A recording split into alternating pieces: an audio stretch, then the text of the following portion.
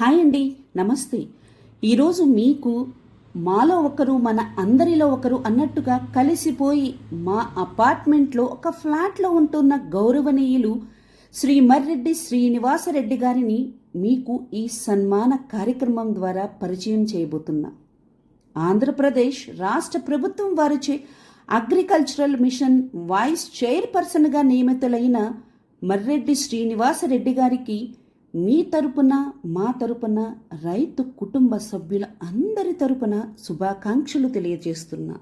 మంచి వ్యక్తిత్వం అంటే ఒకటే మాట ఒకటే బాట, తాను గెలవవలసిన పని లేదు, తన పోరాటం గెలిస్తే చాలు, కష్టం వచ్చినా నష్టం వచ్చినా గిట్టని వాళ్ళు అగౌరవపరచిన ఆపదల పాలు చేసిన ఎక్కడ వేసిన అడుగుని వెనక్కి తీసుకోకుండా చేస్తున్న పోరాటం న్యాయపరమైనది అని భావించి ప్రాణాలను సైతం లెక్క చేయకుండా అందరికీ అన్నం పెట్టే అన్నదాత మన రైతన్న కోసం, రైతు కుటుంబాల కోసం ప్రతి క్షణం ఆలోచిస్తూ పోరాటపు అడుగులు వేస్తూ అందరికీ ఆదర్శవంతంగా నిలిచిన గౌరవనీయులు శ్రీ మర్రెడ్డి శ్రీనివాసరెడ్డి గారు అగ్రికల్చరల్ మిషన్ వైస్ చైర్మన్గా ఎంపికైన వీరికి సన్మానం చేస్తున్న ప్రతి ఒక్కరిని అభినందిస్తూ కార్యక్రమాన్ని మాతో పాటు మీరు కూడా చూడండి.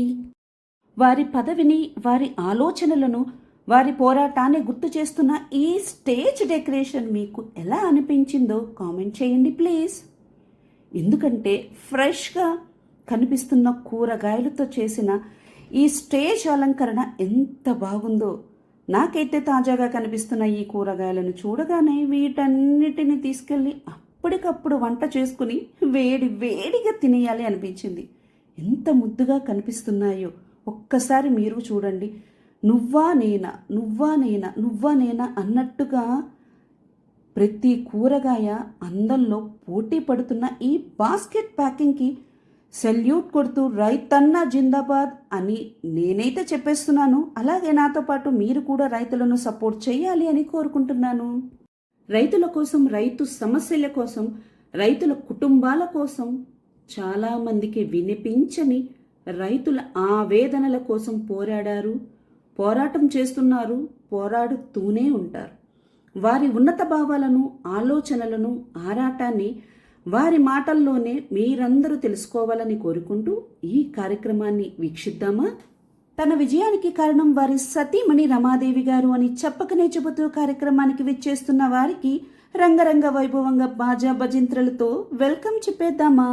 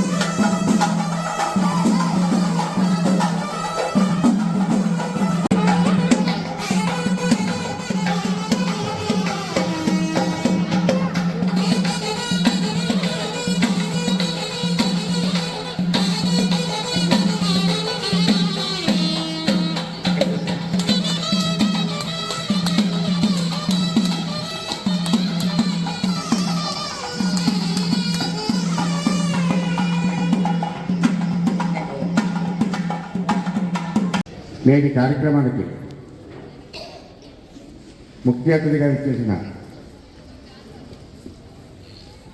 పేదల ప్రతినిధి, పోరాటాల అమ్ముల పొది, తండ్రి ఆశయాల ఆచరణే పరమావధి, యువ రాజకీయ ప్రతినిధుల స్ఫూర్తి, అనపర్తికి రెండవసారి శాసన ప్రతినిధి, గౌరవనీయులు శ్రీ నల్లబెల్లి మోనారెడ్డి గారి నల్లబెల్లి రామకృష్ణారెడ్డి గారిని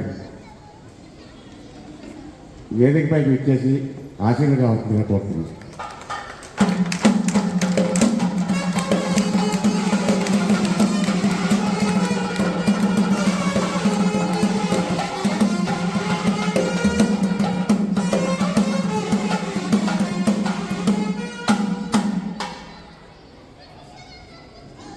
మరో సీనియర్ రాజకీయ నాయకుడు జగ్గంపేట ఎమ్మెల్యే గారు జ్యోతుల నెహ్రూ గారు రావటానికి సిద్ధంగా ఉన్నారు. త్వరలో వస్తారు. దయచేసి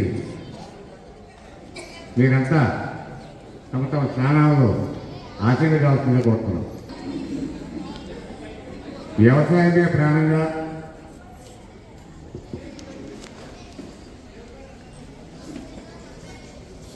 రైతులే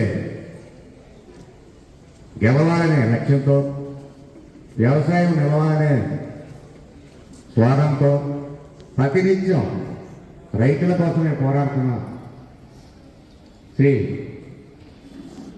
మర్రెడ్డి శ్రీనివాసరెడ్డి గారికి ప్రభుత్వం సరైన సమయంలో సరైన గుర్తింపునిచ్చి సరైన పనులు అందజేసిన కారణంగా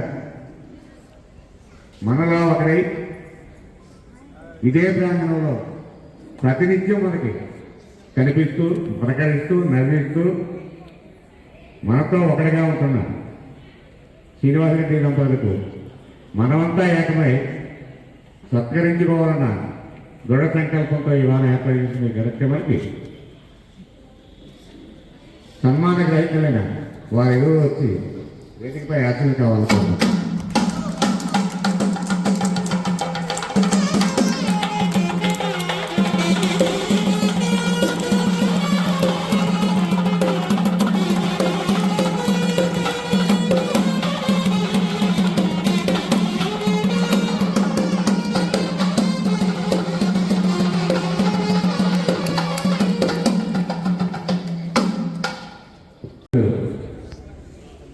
నల్లబెల్లి రామకృష్ణారెడ్డి గారికి మర్రెడ్డి శ్రీనివాసరెడ్డి గారికి చాలా అనుభవంలో ఆప్యాయ మర్రెడ్డి శ్రీనివాసరెడ్డి గారు ఆంధ్రప్రదేశ్ రాష్ట్ర వ్యవసాయ నిరంతరం ప్రతిపక్షంలో ఉండి పోరాటం చేసిన వ్యక్తి శ్రీ మర్రెడ్డి శ్రీనివాసరెడ్డి గారు. మరి అనేక అనుబంధ సంఘాలు ఉన్నాయి తెలుగుదేశం పార్టీలో కానీ ఇతర అనేక రాజకీయ పార్టీల్లో కానీ అనేక అనుబంధ సంఘాలు ఉన్నాయి. ఏ అనుబంధ సంఘానికి అధ్యక్షులు పని చేయని విధంగా నిరంతరం తనకిచ్చిన బాధ్యతని సక్రమంగా నిర్వర్తించడమే ధ్యేయంగా పనిచేసిన వ్యక్తి శ్రీనివాసరెడ్డి గారు. పెద్దలు జగ్గంపేట శాసనసభ్యులు తిరుమల తిరుపతి దేవస్థానం బోర్డు సభ్యులు శ్రీ నెహ్రూ గారిని ప్రధానంగా వేదికగా ప్రారంభిస్తాము.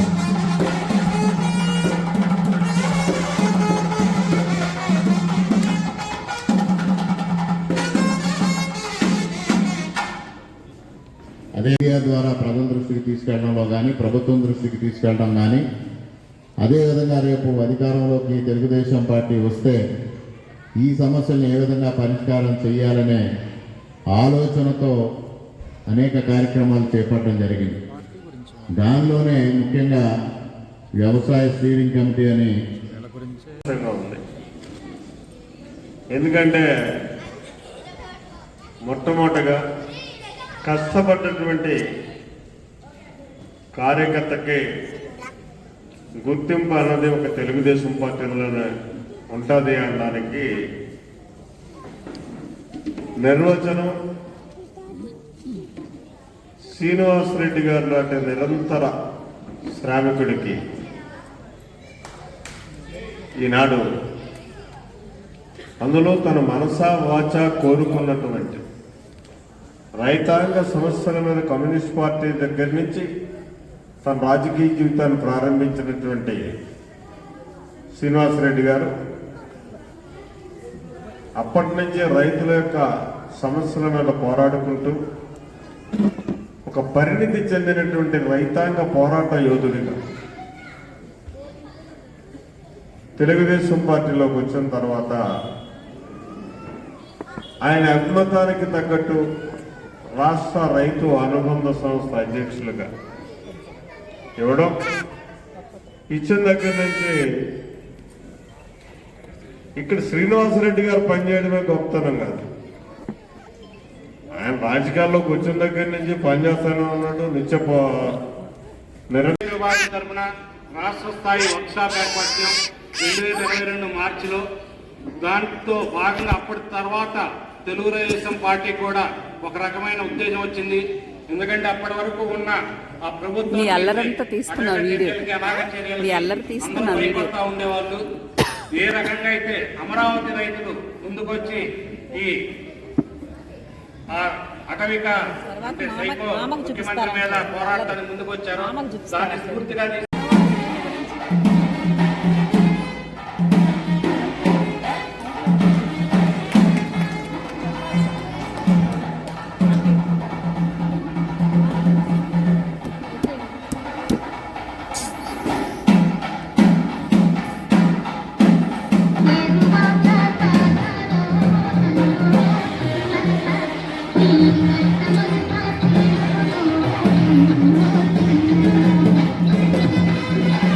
ముఖ్య చేతుల మీదుగా సన్మాన కార్యక్రమం నిర్వహిస్తుంది. దయచేసి శ్రీనివాసరెడ్డి గారిని సందేశం సన్మానం అయిన తర్వాతే మాట్లాడుతుంది. లేదనుకుంటే టెలికాన్ఫరెన్స్ ఇవాళ ఈ సమస్యలు ఉన్నాయి, ఈ సమస్యలు ఈ రకంగా మనం పోరాడుకోవాలి. ఏం చేద్దాం? మమ్మల్ని అందరినీ సమీకరించి చక్కగా రైతాంగ సమస్యలను ఎలుగెత్తి చాటడానికి అవకాశం కల్పించినటువంటి వ్యక్తి శ్రీనివాసరెడ్డి గారిని మాత్రం చెప్పక తప్పదు.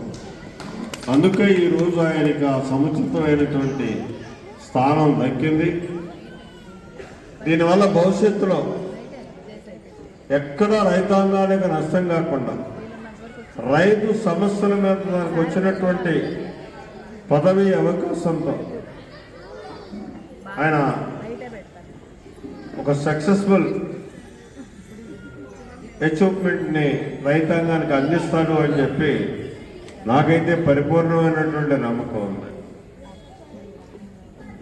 శ్రీనివాసరెడ్డి గారితో నాకు పరిచయం చాలా తక్కువ కాలం. మాకందరికీ కూడా ఏదైతే ఈనాడు ఈ రాష్ట్రానికి జీవనాడి అయినటువంటి పోలవరం ప్రాజెక్టు నిర్మాణంలో ముంపు బాధితులు ఉన్నారో, నిర్వాసితులు ఉన్నారో, వాళ్ళ యొక్క సమస్యలు తీర్చడానికి భవిష్యత్తులో మనం ఏం చేయాలి అని చెప్పి ఆనాడు కమ్యూనిస్ట్ పార్టీలతో కలిపి ఒక కమిటీని వేసి చంద్రబాబు నాయుడు గారు ఆ బాధితులందరినీ తెలుసుకుని సమీకరించి అక్కడి నుంచి బాధ్యత తీసుకోవాలి. ఇవాళ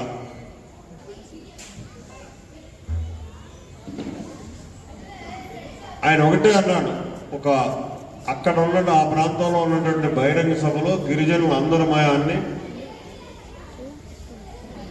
ప్రాజెక్టు నిర్మాణం పూర్తయిన తర్వాత దానికి ఉంటున్నటువంటి బెనిఫిషియర్స్ ఎంత లబ్ధి పొంది ఆనందంగా ఉంటారో, లాజర్స్ ఎవరైతే ఉన్నారో నష్టపోయినటువంటి నిర్వాసితులకు కూడా అంతే ఆనందంగా ఉండేటటువంటి పరిస్థితులు కల్పించాలి. మనం ఇక్కడ ఉన్నటువంటి పరిస్థితులు చూస్తే చాలా బాధ అనిపిస్తుంది నాకు. పోలవరం ప్రాజెక్టు నిర్మాణం గురించే మన ఆత్రపడుతున్నాం తప్పించి నిర్వాసితుల యొక్క పునరావాసం గురించి ఎక్కడ కూడా మనం ప్రత్యేకత తీసుకోలేదు. మీరు ఇచ్చినటువంటి కమిటీ రిపోర్టు వల్ల ఇవాళ నాకు పరిపూర్ణంగా అర్థమైంది. దాన్ని అర్థం చేసుకున్నటువంటి ఒక ప్రతిపక్ష నాయకుడిగా రేపు నేను ముఖ్యమంత్రి అయితే మిమ్మల్ని అందరినీ కూడా ఆనందమయం చేసేటటువంటి నిర్ణయంతో మిమ్మల్ని మేము రక్షిస్తాం, మీకు సహకారాన్ని అందిస్తుంది మా ప్రభుత్వం అని చెప్పేసి అక్కడ మాట ఇచ్చారు. ఆ మాట ఇవాళ ఖచ్చితంగా మేమంతా కలిసి నిలబెట్టుకోవాల్సినటువంటి అవసరం ఉంది. దానికి ఈనాటి సన్మాన గ్రహీత శ్రీనివాసరెడ్డి గారు చాలా బాధ్యత తీసుకోవాలి. ఒక పక్క ఈ రాష్ట్రంలో నెలకొన్నటువంటి రైతుల యొక్క విధానాన్ని ఇప్పటికే మీకు అందరికీ కూడా ఈ ప్రభుత్వం యొక్క ఉద్దేశం ఏంటి, రైతాంగం మీద చూపెడుతున్నటువంటి ప్రత్యేక పరిస్థితులు ఏంటి అన్నది అర్థమయ్యే ఉంటాయి. నిన్న బడ్జెట్ను చూసుకుంటే 43,000 కోట్ల రూపాయల బడ్జెట్ ఇవాళ రైతాంగ సమస్యల మీద, వ్యవసాయానికి కానీ వ్యవసాయ అనుబంధ సంస్థలకు కానీ నీటి వనరులకు కానీ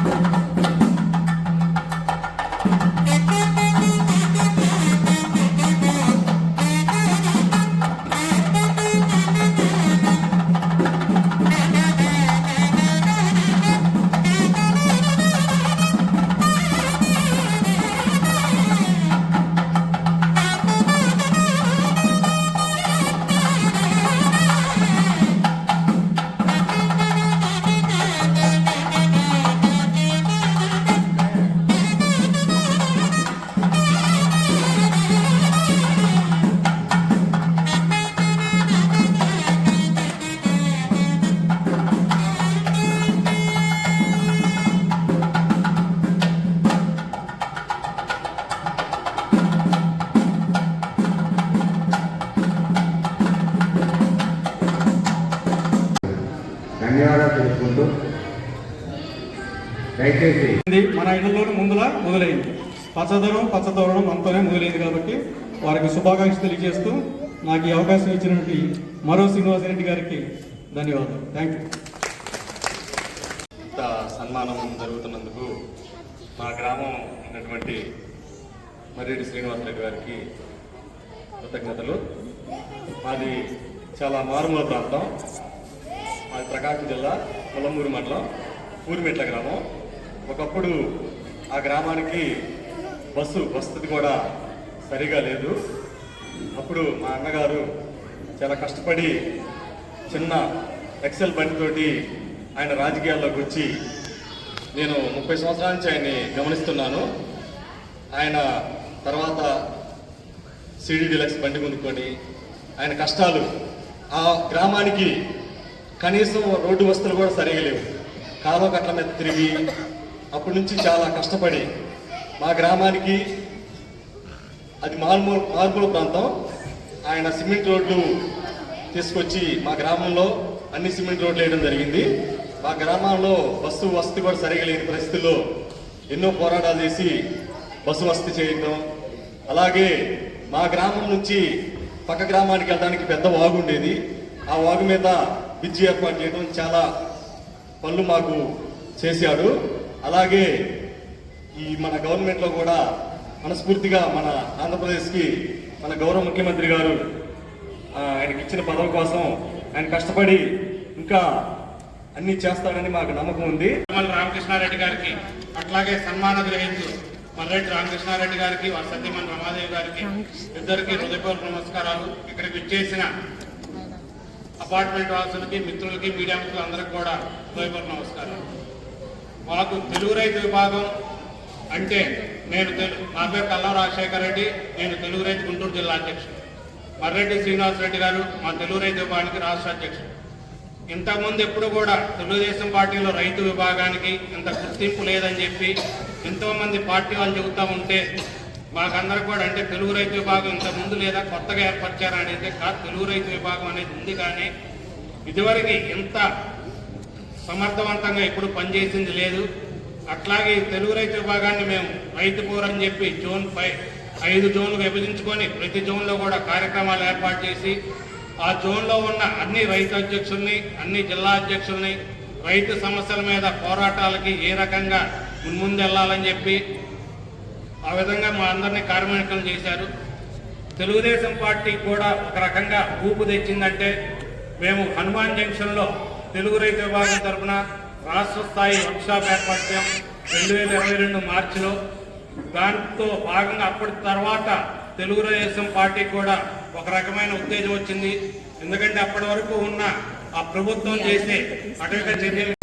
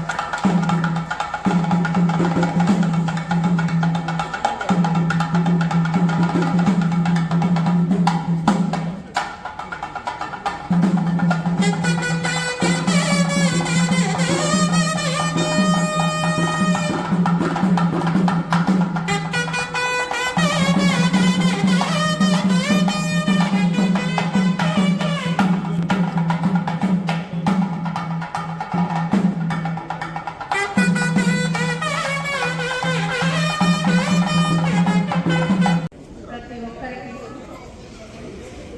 నా నమస్కారం. ఈనాటి సన్మాన గ్రహీత మరి శ్రీమతి రమాదేవి గారికి శుభాకాంక్షలు. ఇప్పటి వరకు వేదిక మీద అందరూ కూర్చునే మాట్లాడారు. మరి స్త్రీలం మేమేమి తక్కువ కాదు అని చెప్పడానికి నేను ముందుకు వచ్చాను. నా గురించి నేను ఒకసారి పరిచయం చేసుకుంటాను. నేను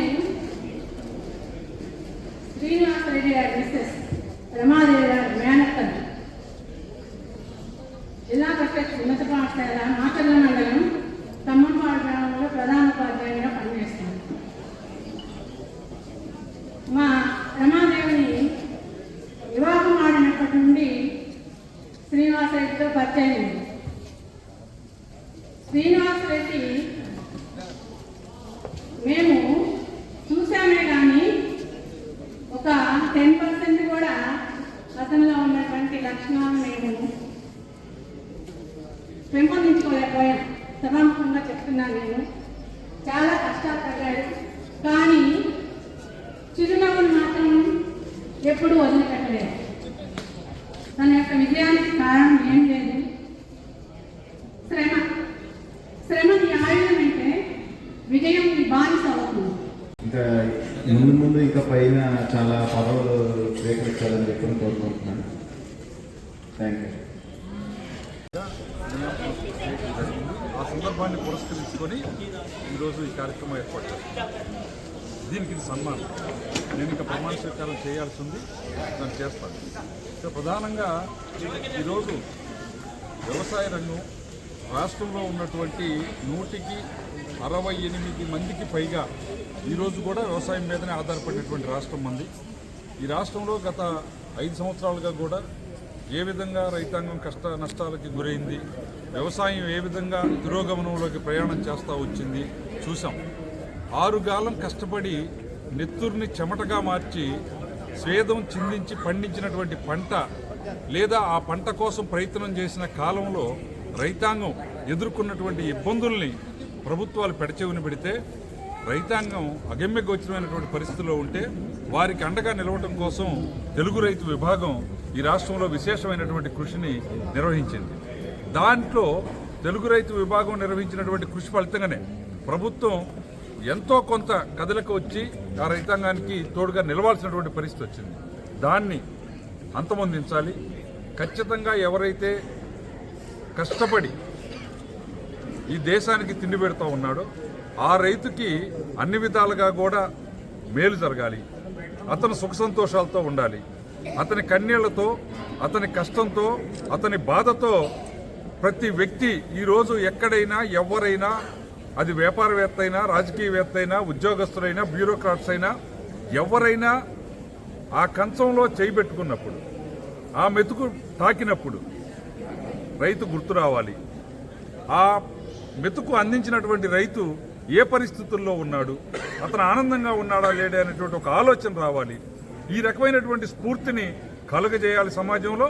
అదే సందర్భంలో ప్రభుత్వాన్ని కూడా ఖచ్చితంగా రైతాంగానికి ఈరోజు మనం చూస్తున్నాం, ఏ ఇతర రంగాల్లో నష్టం వాటిల్లినా వాళ్ళకి వెంటనే అనేక రూపాల్లో సహాయ సహకారాలు వచ్చేటువంటి అవకాశం ఉంది. అది ఇన్సూరెన్సుల రూపంలో కానీ ఇతర రూపాల్లో కానీ ప్రభుత్వం వారందరికీ కూడా కాంపన్సేట్ చేస్తూ ఉంది, లేదా కంపెనీలు కాంపన్సేట్ చేస్తూ ఉంది. కానీ 6 కాలం కష్టపడి పనిచేసి, అంటే విత్తనం నాటిన దగ్గర నుంచి పంట దశ వచ్చేసరికి 5 మాసాలు 6 మాసాల కాలం పడితే 6వ మాసంలో ఒక వరద వస్తే, ఒక తుఫాను వస్తే ఆ పంట కొట్టుకొని పోతే ఆ రైతు పరిస్థితి అగమ్యగోచరం కాకూడదు. దానికి పెట్టినటువంటి పెట్టుబడి, అంతకాలం ఆ కుటుంబం పడినటువంటి శ్రమ, దాంట్లో నుంచి వచ్చే ఫలితం ఆధారంగా తమ బిడ్డల భవిష్యత్తు, తమ కుటుంబ భవిష్యత్తుని ఏ విధంగా అయితే తను ఊహించుకొని ఆ కష్టపడ్డాడో దాన్ని నెరవేర్చే విధంగా ప్రభుత్వం బాధ్యత తీసుకోవాల్సినటువంటి అవసరం ఉంది. ఇదే నారా లోకేష్ గారి ఆశయం. ఈరోజు నారా లోకేష్ గారు ఎప్పుడూ చెప్తా ఉండే మాట ఏంటంటే, రైతాంగం వ్యవసాయంలో నిలబడాలి అంటే, వ్యవసాయం ఇంకా నిలవాలి, రైతు గెలవాలి అంటే ఖచ్చితంగా ప్రభుత్వాలు సపోర్ట్ చేయాలి. తనంతట తను చేసుకునేది మాత్రమే సరిపోయినటువంటి పరిస్థితి ఉంది.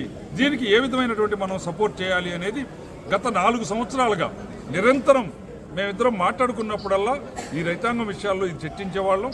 దీన్ని అమలు చేయడానికి ఈ అగ్రి మిషన్ ఏదైతే ఈరోజు అగ్రికల్చర్ మిషన్ వైస్ చైర్మన్గా నేను చైర్మన్గా సీఎం గారు ఉంటారు. దీంట్లో అనేక మంది మంత్రులు కమిటీ మెంబర్లుగాను, అదేవిధంగా ఐఏఎస్లు 10 మంది ఐఏఎస్లు కూడా దీంట్లో ఉంటారు. Acharya NG Ranga university vice chancellor దీంట్లో మెంబర్గా ఉంటారు. దాని ఎకనమిస్ట్ దీంట్లో మెంబర్గా ఉంటారు. వీళ్ళందరి సహాయ సహకారాలతోటి దీని ఒక మంచి భవిష్యత్ ఆంధ్రప్రదేశ్లో వ్యవసాయానికి ఒక ఉచ్చ స్థితి, ఉన్నతమైనటువంటి స్థితి తీసుకొచ్చేదానికి ఈ కాలం ఉపయోగపడింది అనేటువంటి భావన క్రియేట్ అయ్యే విధంగా నేను కృషి చేస్తానని చెప్పి, ఏ ఆశయంతో అయితే, ఏ నమ్మకంతో అయితే మాన్య శ్రీ చంద్రబాబు నాయుడు గారు నన్ను ఈ స్థానంలో పంపించారో ఆ ఆశయాన్ని నెరవేర్చేదానికోసం శక్తివంచన లేకుండా కృషి చేస్తానని ఈ సందర్భంగా తెలియజేస్తున్నాను.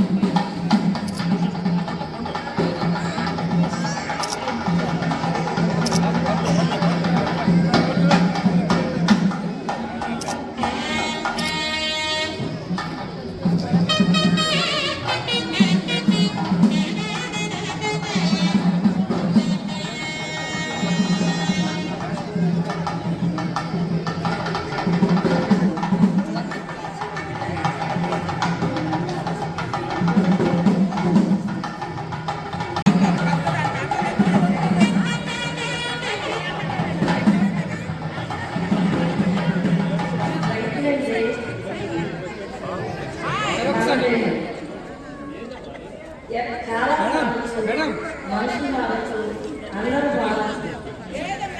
మనకి తినే ఫుడ్ మాత్రం మారు. అన్నం ఏంటంటే మన బతుకు తీర్చుకుని చాలా కష్టపడుతుంది. అలాంటి చూశారుగా వారి గొప్పతనాన్ని, విన్నారుగా వారి మనసులోని మాటలని.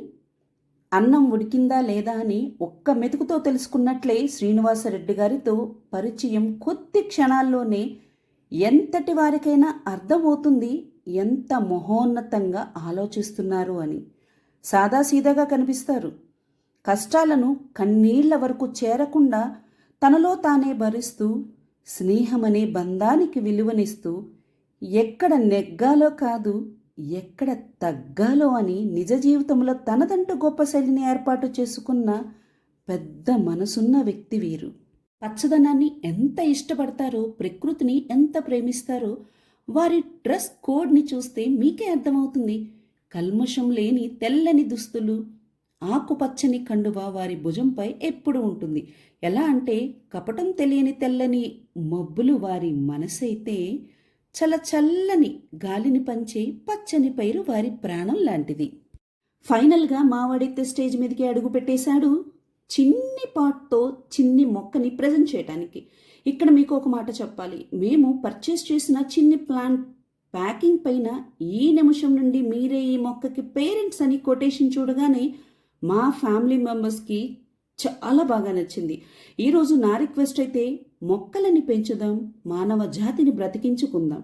సో ఫైనల్గా సన్మాన కార్యక్రమం అయితే చాలా సంతోషంగా, హ్యాపీగా, ఆనందంగా కంప్లీట్ అయింది. రాత్రి పూట విందుతో చూస్తున్నారుగా మా అందరి పెద్ద కుటుంబాన్ని.